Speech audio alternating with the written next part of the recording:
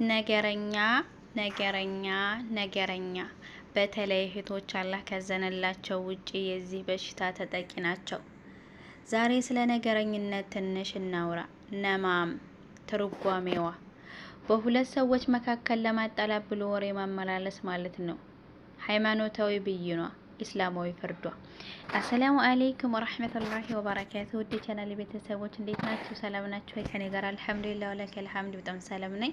ክርስቲያን ወገኖቼም ሰላም ብያለሁ። ሁላችሁም በያላችሁበት አላህ ይጠብቃችሁ፣ ፈጣሪ ይጠብቃችሁ። ለዚህ ቻናል አዲስ የሆናችሁ ሰብስክራይብ ደውሏን ተጫኑ። ቤተሰብ የሆናችሁ አበረታቱኝ። ዛሬም እንደተለመደው በአዲስ ቪዲዮ ብቅ ብያለሁ። እሱም ነገረኛዋ ሴት። ነገረኛ በተለይ እህቶች አላህ ካዘነላቸው ውጪ የዚህ በሽታ ተጠቂ ናቸው። ዛሬ ስለ ነገረኝነት ትንሽ እናውራ። ነማም ትርጓሜዋ በሁለት ሰዎች መካከል ለማጣላት ብሎ ወሬ ማመላለስ ማለት ነው። ሃይማኖታዊ ብይኗ፣ እስላማዊ ፍርዷ። ሐራም ትልቅ የሆነ ለአስከፊ ቅጣት የሚዳርግ ቫይረስ ነው። ነማም ብሎ ማለት ሁለት አይነት ፊት ያለው ሰው ነው። አዎ ነማም ሁሉንም በሚፈልገው መልኩ ይቀርባል። ልክ እንደ ስስት ባረፈበት ሁሉ ይቀያየራል። ከአላህ መልእክተኛ ሰለላሁ ዐለይሂ ወሰለም እንዴት ተላለፈው በአጭር ቃል ከባድ መልእክት ተነግሯል።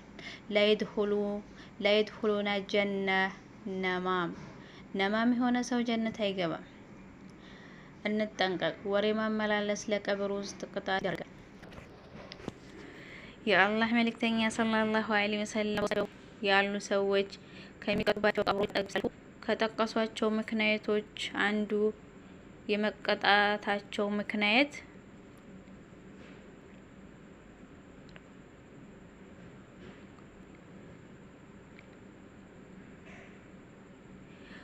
ወካነ አልሐር ያምሺ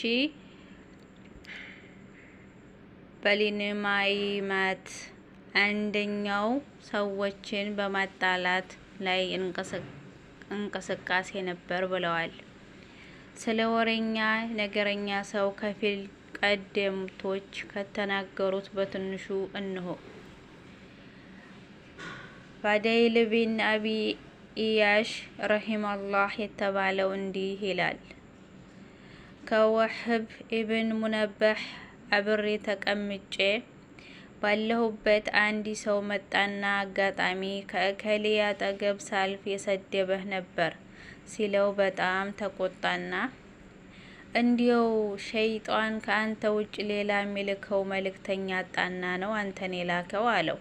ይህ የሚገርመው እሱም ጋር ብዙም ሳልቆይ ይላል ፋይዶል ያ ሲሰድብህ ነበር የተባለው ሰውዬ ራሱ መጣና ለውህብ ሰላምታን አቀረበለት። ውህብም ሰላምታን መልሶለት እጁ ዘርግቶ ጎን አስቀመጠው አለ።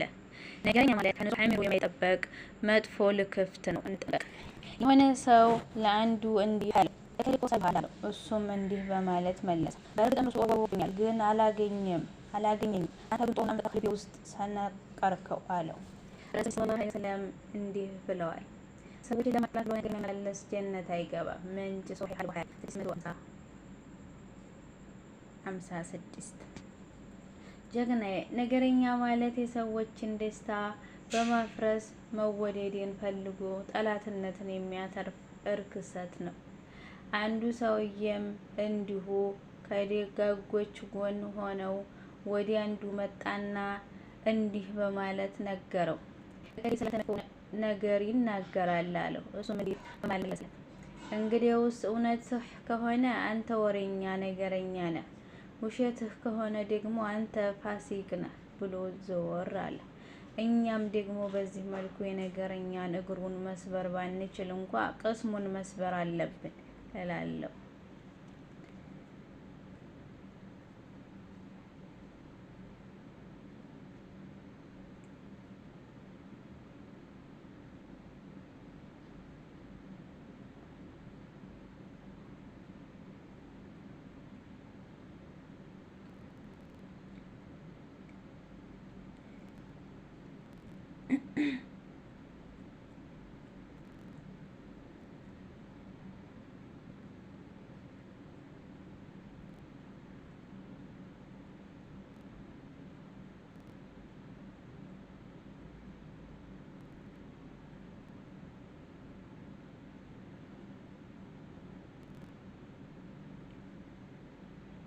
ውድ ወንድሜ ሆይ የሚሆን ምርጫ ወንድሜ በመጣትህ በፊት አስብበት። የምትመጣ ሴት ከህይወቷ ጋር ስትሆን አንተ ትክክለኛ ሰው መሆኗን አረጋግጥ። አንተ ጋር ሊስማማ ይገባ የሚበረታታን እንጂ ሸክም የሚሆንበት ሰው እንዳትሆን ተጠንቀቅ። ወንድሜ ጋብቻ ማለት ራስን ለሌላ ሰው አሳልፎ መስጠት ነው። ስለዚህ በምርጫህ ላይ ብዙ ጊዜ ውሰድ። በትዳር ውስጥ ገፋውን ነው መከባበር፣ መተማመን እና መግባባት ያስፈልጋል። ወንድሜ ሰው ሳታውቅ በግምት መቅረብ ስህተት ነው። ከሁሉ በላይ ከዚህ አይነት ሴቶች ራቅ።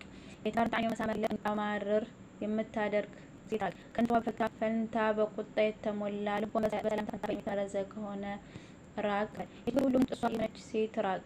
በየቀኑ እንድትጨነቅ ሰላምህን ህይወትን እንድታጨልም የምትል ከሆነ ራቅ። ራስህን እንድትጠላ የምታደርግ ሴት ማንነትህን ህልምህን እንድትረሳ ለራስህ ያለህን ግምት እንድታጣ የምታደርግ ከሆነ ራቅ በል።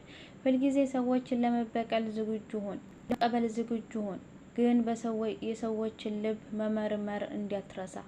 በውጫዊ ማንነታቸው አትታለል፣ ልባቸውን ተመልከት። ምን እንደሚደብቁ እይ። እውነተኛ ማንነታቸውን ለመረዳት ሞክር። ፍቅር ህይወት ተሳሳት ነው፣ ግን ፍቅር ብቻ ሁሉንም ነገር መሸፈን አይችልም። የሆነ ሰዎች ራስህን አትጉዳ፣ ህልምህን አትጉዳ፣ ማንነትህን ጠብቅ። ውድ ወንድሜ እነዚህ ቁጥሮች ዘንድ ነው። አላህ መልካሙን ሁሉ ለእህቶች ለወንድሞች ይቀበል ያ ረብ።